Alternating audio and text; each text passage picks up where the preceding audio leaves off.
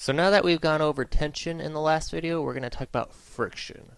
So before I begin, I just want to list all the forces that we've gone over so far. So we've done spring forces, which is just K times delta X, or you can just call it Fs.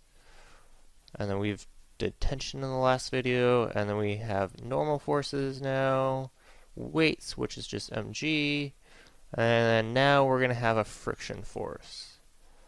In the end, friction force is just going to equal mu times by n. So let me just get rid of this real quick. So like I said, in the end, your friction force is going to equal mu times by n. But in reality, it's a lot more than just that. Like, it's a lot more confusing. You know, you just think, oh, this times by this. Simple.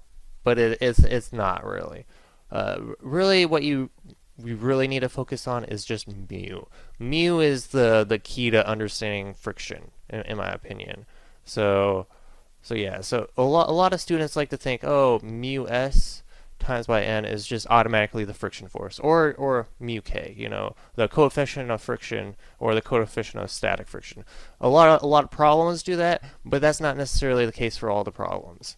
So, and as you can see, I have this little diagram right here of mu. Mu is almost just a function of the force that's being applied against it, to be honest. And really, in reality, friction force is almost like your normal force. It's going to be a reactionary force. It's going to react to whatever's happening in the scenario.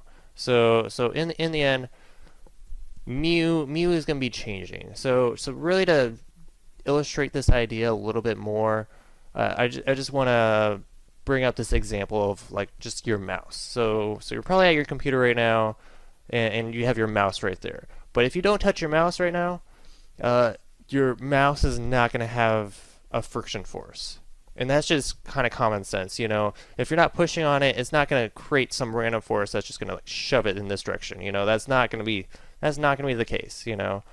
So really, in the end, if you push on it a little bit, you're going to have a basically F in this direction, but then you're going to have a friction force opposing that, and it's going to be equal and opposite for it to be a static problem. So I guess this would be a static problem, or I guess dynamic, you know, whatever. But it's not really even a problem, to be honest. It's just theory that I'm talking about. But anyways, so really in the end, your force is going to equal your friction force as long as you're in the static region from here to here.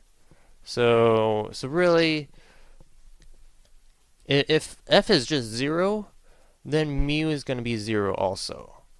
So if you're basically maxing out this your friction force, then yes, you're going to use mu s. But if you're not, then you're going to be somewhere in this like region, you know.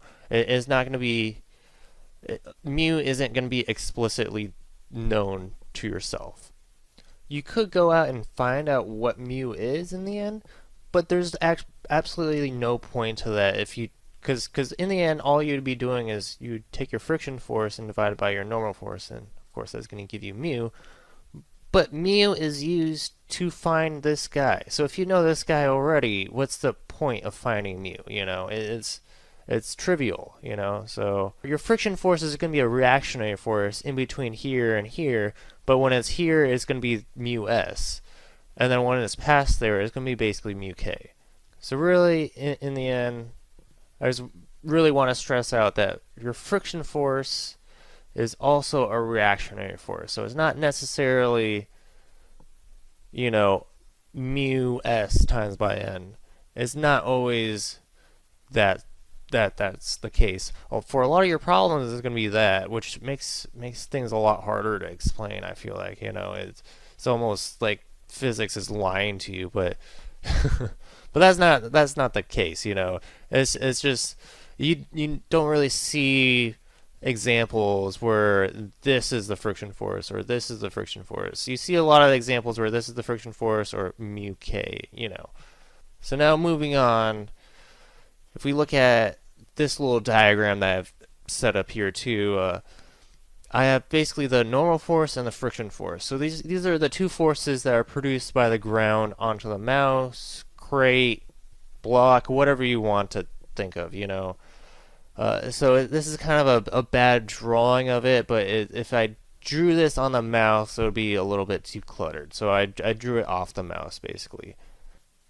So anyways, what I really want to talk about is basically F ground here. So an F ground in reality is just going to be the resultant force of your friction force and your normal force. So your normal force is the y component, while your friction force is basically like the x component of it. And the reason why I'm bringing this up, because I just want to talk about the constraints associated with this. So as you can see up here, 0 is less than mu, and mu is less than 1. So yeah, with this constraint, it really constrains F ground. Well, not really the magnitude, but really the direction. So really this angle. So and if we think about this, if your friction force is going to equal mu times by n, and mu, let's just say if we max it out as 1, then your friction force is going to equal n. So if you have n right here and n right here, basically like a pseudo n, you know, you're going to have 45 degrees right here. So really, theta in the end is just going to be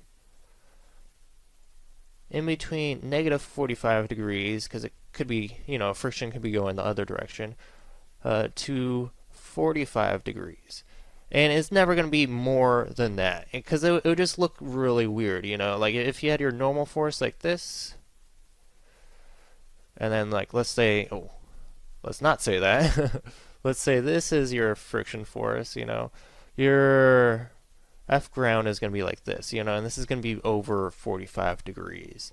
And it just looks kind of awkward, you know. You're basically you're having more of a force in this direction than in this direction, and it's not right at all. So yeah, so I don't think a lot of professors even talk about this, but yeah, so you're really going from negative 45 degrees to 45 degrees, and you're constraint in between there for your F ground, and basically the resultant force of the normal force and the friction force. And so that's basically all I have to talk about today. So I'll talk a little bit more about friction in the next video. So see you then.